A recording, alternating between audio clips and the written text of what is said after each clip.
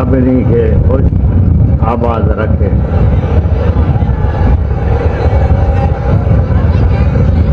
तव्हांजे रिज़्क़ में, रोज़ी में खुदा ताला बरकत अता फरमाए। इन दफ़े मां जमायत में वियो आहियां,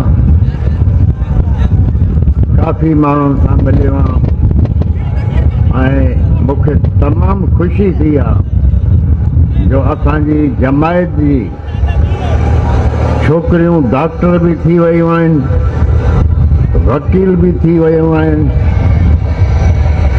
ऐं टीचर भी थी वयूं आहिनि। गुज़िरियल 12-13 साल खां मां जमायत खे चवंदो आयो आहियां जो महिरबानी करे पंहिंजे ॿारनि ते ख़ासि तौर सां पंहिंजी छोकिरियुनि ते, न्याणियुनि ते तवजो ॾियो, उन्हनि खे पढ़ायो लिखायो। इन दफ़े जॾहिं मां जमायत में वियो आहियां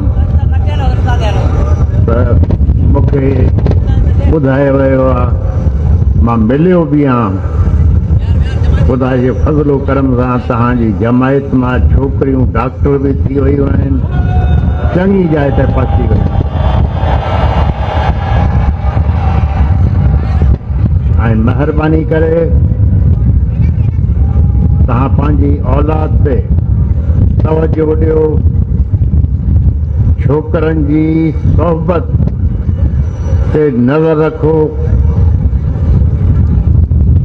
अगरि छोकरा तव्हांजा ग़लति सोहबत में अची विया तव्हांजे लाइ बि तकलीफ़ थींदी ऐं तव्हांजे पाड़े वारनि जे लाइ बि तकलीफ़ थींदी। तंहिंजे करे छोकरनि ते पंहिंजे नज़र रखो, पंहिंजी न्याणियुनि सां कुर्ब ऐं मोहब्बत सां हलो,